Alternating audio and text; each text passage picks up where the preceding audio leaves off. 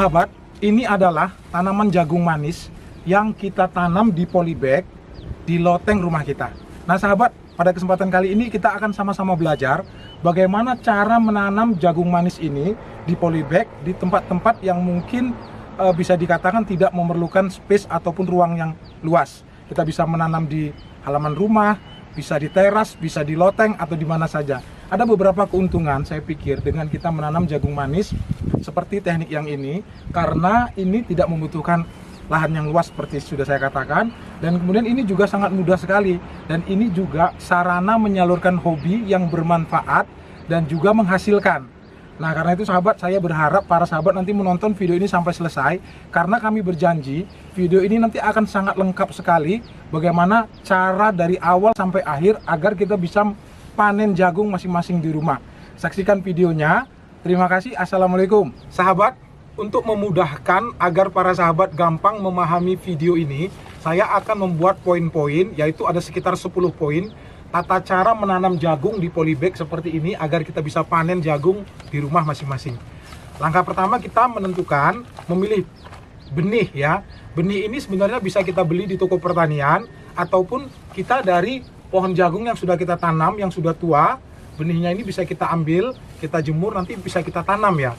Nah, tetapi kalau saya menyarankan, kalau para sahabat yang masih pemula dan masih maksudnya waktunya tidak terlalu banyak, mungkin bisa beli di toko bibit atau toko pertanian. Jenisnya macam-macam, ada beberapa jenis yang unggul itu, misalnya ada Bonanza, ada macam-macam lah. Nah, setelah bibit kita menyiapkan media tanam. Nah sebenarnya media tanam ini merupakan kunci keberhasilan kita menanam jagung atau menanam apa saja. Saya sudah mengatakan, kalau media tanam kita itu bagus, 50% kita akan pasti berhasil biasanya. Jadi 50% keberhasilan bercocok tanam itu ditentukan oleh media tanam, dan 50% lainnya ditentukan oleh perawatan yang lain, pemupukan, penyiraman, dan yang lain-lain ya. Nah, media tanam itu kita memakai tanah seperti ini, tanah gembur, campuran tanah gembur, kemudian sekam bakar ya, dan pupuk kandang. Caranya ini kita campur saja 1:1 kurang lebih ya, tanah, pupuk kandang, dan sekam bakar. Nah, ini kan terlihat kotoran hewannya, pupuk kandangnya masih belum terlalu matang ya. Nah, inilah kenapa saya selalu mengatakan setelah kita campur ini kita harus lakukan fermentasi dulu sahabat ya. Saya sudah membuatkan video pada waktu itu cara membuat media tanam yang cocok untuk semua tanaman, yaitu kita mencampurkan bahan-bahan itu, misalnya seperti ini, tanah, sekam, dan pupuk kandang. Kemudian kita jangan lupa memberikan pupuk dasar, karena walaupun pupuk kandang itu mengandung unsur hara organik, tetapi ini dia butuh waktu yang lama untuk bisa diserap oleh tanaman. Karena itu kita harus menyediakan unsur hara berupa pupuk kimia yang yang bisa langsung diserap oleh tanaman. Kalau untuk satu polybag ini kurang lebih setengah sendok pun sebenarnya sudah cukup ya, nggak usah terlalu banyak. Kemudian kita juga memberikan kapur dolomit. Nah, kapur dolomit ini selain dia mengandung magnesium dan kalsium yang akan memberikan unsur hara yang semakin kaya pada media tanam, dia juga berfungsi untuk menetralkan media tanam. Cukup 1 sendok saja ya, 1 polybag. Nah, media tanam ini kita campur, kemudian kita masukkan, kita ambil polybag ya. Polybagnya bisa ukuran diameter 25 cm ke 30. Bisa juga kalau kita tidak mau memakai polybag, kita memakai kaleng cat itu yang 30 kilo. Jangan lupa ada lubangnya ya. Nah seperti ini kita isi.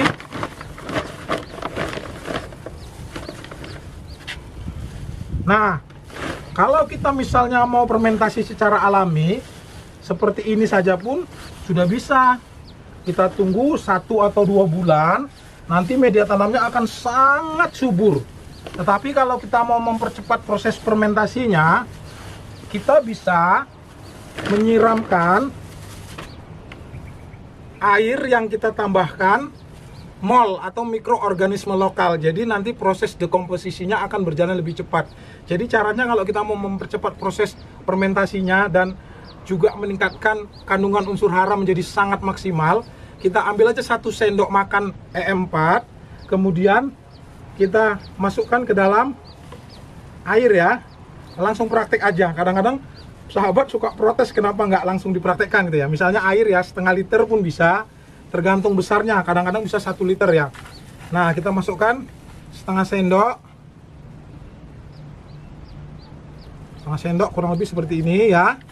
Kemudian kita berikan, sebenarnya harusnya kita mengambil molase ya, atau air gula, tapi kita ada punya gula putih ini. Kita ambil gula putih sekitar 1 sendok, kita campur.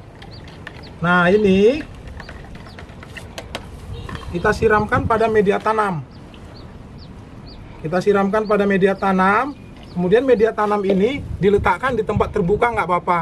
Kalau agak teduh juga boleh, tapi terkena sinar matahari dan terkena panas juga boleh. Ini dibiarkan sekitar 1 bulan. Nah, setelah 1 bulan, nanti kita akan mendapatkan media tanam yang sudah matang seperti ini. Ya. Nah, kemudian langkah selanjutnya, tadi langkah pertama kan bibit, kemudian yang kedua media tanam, sudah saya kasih tahu cara membuatnya. Kalau yang masih bingung cara membuat media tanam, saya sudah menjelaskan sangat lengkap sekali. Nanti videonya cara membuat media tanam yang subur dan gembur, yang pH-nya netral itu saya sertakan di link deskripsi. Sahabat harus menonton karena itu bisa dipakai untuk menanam apa saja. Ya anggur, apel, semualah, alpukat, mangga, sayur-sayuran, buah-buahan, tanaman sayur, jagung, tomat, cabai itu bisa dipakai ya. Nah, kemudian, oh ya tadi saya lupa, mohon maaf. Tadi seharusnya pada waktu kita mencampur, kita juga memberikan fungisida biologi sebenarnya. Trichoderma, mereknya bisa Tricho Green, bisa Sakopi, bisa Anfus ya. Saya lupa tadi menyertakan karena ini penting agar tanaman yang kita tanam ini tidak gampang terkena jamur ya. Terutama misalnya cabai itu kan gampang sekali kena fusarium atau hama-hama yang lain ya. Atau tomat atau yang lain. Sertakan. Nanti lihat di video cara membuat media tanam. Nah, kemudian langkah selanjutnya kita membuat lubang. Setelah diisi ya, kita membuat lubang. Lubangnya itu sekitar 1 cm saja sebenarnya, 1 atau 2 cm ya. Kemudian bibitnya kita buka sebentar. Nah, ini sahabat, bijinya ya sebenarnya ada 2 pendapat yang sering saya perhatikan dari penghobi. Sebagian biji itu direndam dulu selama 24 jam. Misalnya direndam di air selama 24 jam agar dia memudahkan berkecambah. Tetapi kalau biji kemasan seperti ini, saya yakin sih sebenarnya sudah ditreatment dengan bagus sehingga kita tidak perlu. Nah, dalam 1 polybag ini kita menanam 1 atau 2 saja. Langsung ya, kita masukkan sekitar 2 dan jangan lupa ditutup bagian atasnya. Ini penting sekali agar dia memudahkan untuk tumbuh. Kemudian setelah itu kita melakukan penyiraman secara secukupnya.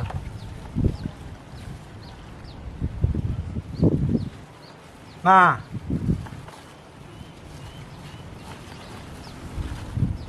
ini langsung diletakkan di tempat yang terbuka dan terkena panas ya sahabat ya. Karena syarat untuk jagung ini bisa tumbuh bagus, dia bisa hidup di semua dataran sebenarnya, dataran rendah atau dataran tinggi, tetapi syaratnya mataharinya harus cukup banyak dan cukup siram. Nah, kemudian nanti setelah 1 minggu dia akan seperti ini sahabat, bisa sahabat lihat ya. Nah, setelah usia 1 minggu ini, maka kita harus sudah melakukan perawatan. Nah, perawatan yang pertama itu adalah pemupukan ya sahabat ya. Pemupukan itu sebenarnya kita ada beberapa formula yang bisa kita pakai.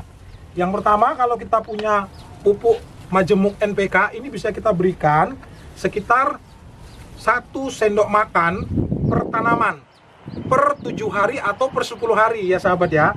Karena memang dia ditanam di pot dengan atau di polybag yang memang media tanamnya tidak terlalu banyak, memang pemupukan ini menjadi suatu hal yang wajib. Sahabat, nanti saya juga mengajarkan tentang bagaimana cara memupuk secara organik. Ini kita belajar secara kimia dulu ya. Nah, pilihannya ada 2 sahabat, bisa menggunakan NPK, atau kalau kita misalnya tidak mempunyai NPK, kita bisa pakai pupuk urea, TSP, dan KCL ya sahabat ya. Nah, jadi gabungan antara urea, TSP, dan KCL ini juga bisa menggantikan NPK. Nah, dosisnya itu biasanya kalau kita pakai urea kan 1 sendok tadi, kita taruh di samping. Nah, ini misalnya seperti ini ya. Nah, ini kita taruh di samping. Kita seperti buat lubang ini. Sistemnya katanya ditugal istilahnya ya. 1 sendok ini kita bisa bagi 2, ke kanan dan ke kiri. Kemudian ditutup. Kemudian kita siram. Jangan lupa. Nah, ya sahabat ya. Setelah pemupukan jangan lupa disiram. Kalau misalnya kita mau sistem kocor juga bisa, dilarutkan di dalam air NPK-nya, kemudian kita siram seminggu sekali atau 10 hari sekali. Kalau kita menggunakan TSP, KCL, dan urea, sama, ini nanti kita gabungkan menjadi satu, masing-masing menjadi satu, ambil 1 sendok gabungan tersebut ya. Saya pikir itu. Kemudian dosisnya ini bisa dinaikkan perlahan-lahan seiring dengan membesarnya tanaman. Nah, jenis pemupukan yang kedua, kita juga bisa menggunakan pupuk dengan pupuk AB Mix, sahabat. Nah, sahabat kan sudah pernah saya buatkan tutorial cara membuat AB Mix buah yang dari produk Merauke. Ini pun sebenarnya gampang sekali. Ini bahkan lebih praktis.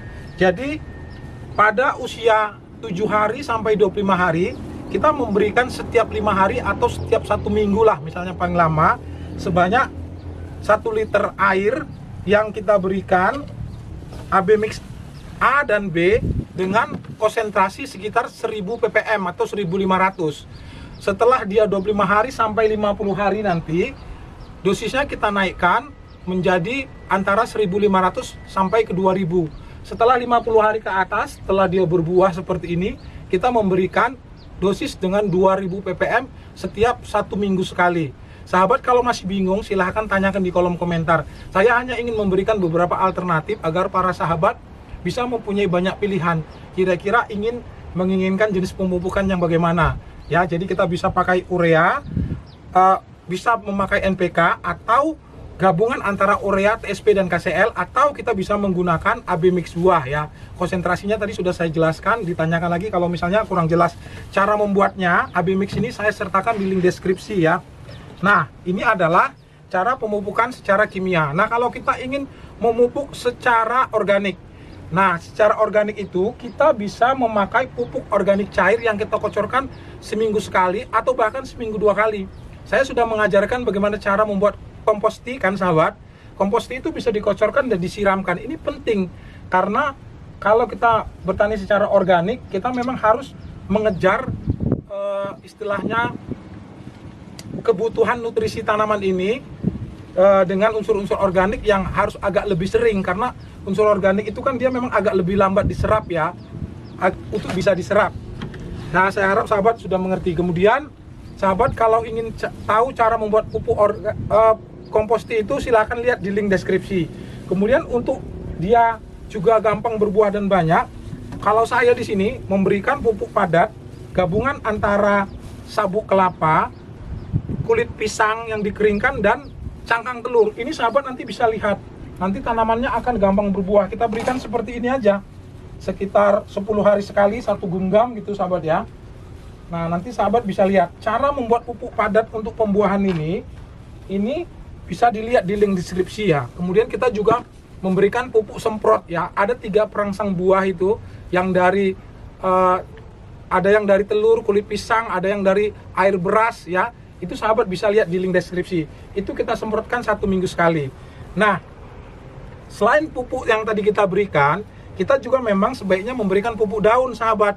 Karena kalau cuman kita berikan di media tanam, kadang-kadang pertumbuhannya nggak bagus dan bahkan dia tidak bisa berbuah. Saya nggak tahu kenapa, karena mungkin pengaruh media tanam yang tidak terlalu banyak ya pada polybag ini. Sehingga kalau kita mau lebih bagus, kita harus memberikan pupuk pupuk semprot daun, yaitu misalnya Bivolan. Bisa juga kita memakai yang lain, misalnya Gandasil atau Gromor atau Gaviota, terserah, boleh kita pakai. Kita semprotkan 10 hari sekali sesuai dosis yang ada di kemasan pada tanaman ini.